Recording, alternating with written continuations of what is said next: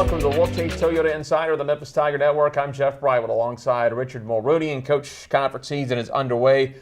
Saturday night, Cincinnati comes to town. You take a 2-1 loss, but you're finally into conference play. Yeah, obviously we were excited about it, and at the end of the day, it wasn't the result we wanted, but I can honestly say I thought we played well. I thought our movement was good chemistry on the field. We created numerous opportunities. It was just one of those games where you can give Cincinnati credit. They're great on the counterattack, and they caught us a couple times being naive, bad turnovers on the ball. They punished us. But, I told the guys at the end of the game that, when you play we played this game 10 times, we probably win 7 of them, maybe tie 1 or 2, and maybe lose 1, and that was the one that we lost. And that's not to knock Cincinnati. It's tough to win on the road. For them to come in here and get 3 points, kudos to them, but it still is a loss for us. But I told the guys to keep their heads up high. If we play like that, more than not, we'll get results. But still disappointing for the fact it was our first conference game at home, and we're sitting at 0 points right now. Unusual for late September, and I know it didn't affect the outcome of the game, but probably affected both teams to have a kickoff at night in late September when it's still 93, 94 degrees at kickoff. Yeah, it was still warm during warm-ups, and as the game went on, it cooled off a bit. But having said that, we've played 100-degree games this year, so I think we were prepared for it. They were as well, but at the end of the day, I think our fitness wasn't an issue, and I don't think it was an issue for them, but at the same time, it was good to be at home, and I think it was our first night game on a weekend, and it was good crowd support, and hopefully we'll get that for our next home game. Looking around the league on opening weekend, and I know it's just one match, but anything surprise you, or everything kind of play out as you expected it to? Yeah, you just never know how our conference teams are going to do. Obviously, Connecticut beat Temple, who we play this weekend, so we're playing a team that hasn't won as well at their home. Tulsa had beaten SMU 3-0, which is a little surprising, but again, it shows you on any given day that teams have that firepower to do that.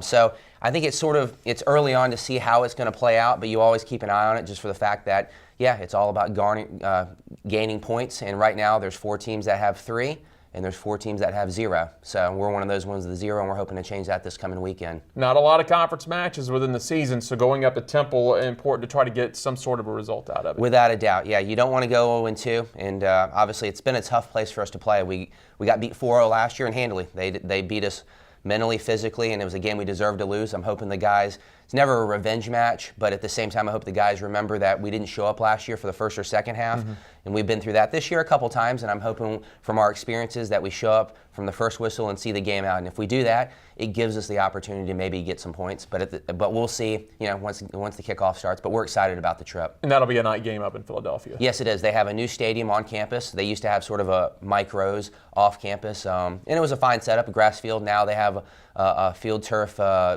stadium on campus, which is nice. I think the environment, hopefully they have some students and fans out there. And funny enough, our women played there 2 nights before, so they can sort of give us a scouting report as to how everything works. But at the end of the day, we're going in to get a result, and I believe that we can do that. You guys have played on field turf. Of course, last year when you were at Cincinnati, they've got a field turf surface. You go up here this year up to Philadelphia, and it does play a little bit different because the people that don't realize that soccer ball, it's going to skip across that field turf a lot of times instead of taking a bounce like it does on grass. Right. It's not as true as grass. If it's real hot, it gets sticky, so a ball that's running through it'll grab, like a Pro V1 in golf. Whereas if it's wet, like you said, it'll skip right through to the keeper. So depending on the conditions, if it's raining or if it's real hot and dry, we have to be wary of that. But at the same time, we're going to be training on our grass field this week. I don't really necessarily believe in training on field turf just for that game. We'll get a practice session on Friday at Temple to get a feel for it. But at the end of the day, I do think it's more of a mental thing. And if you just take care of the ball and you bring that quality,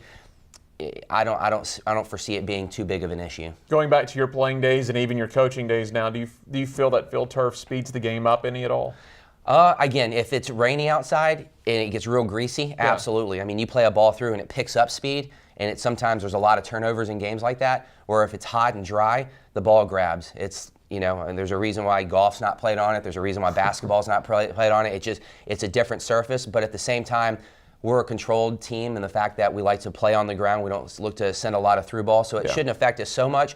Although, I'm sure that every once in a while a player will trip on the ball, but it will happen in Temple as well, and it's an even playing field.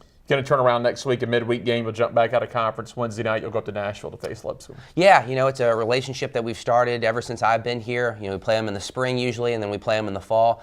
And it's it's obviously in-state, so that's important to us. But at the same time, they're a quality opponent, and they bring sort of a different feel as to maybe playing at Cincinnati or a Temple. But having said that, they're a challenging team. They're well coached. They're really well organized, and they keep us on our toes. So it's a game that we haven't obviously focused on yet because we have Temple coming up. But come Sunday, we turn that around pretty quickly, and it's another chance for us to show conference power in terms of a non-conference game and representing the AAC. Thanks a lot, Coach. Thanks for your time. Good luck on the road. Appreciate it. Head Coach Richard Mulrooney. I'm Jeff Brightwell. This is the Wolfchase Toyota Insider on the Memphis Tiger Network.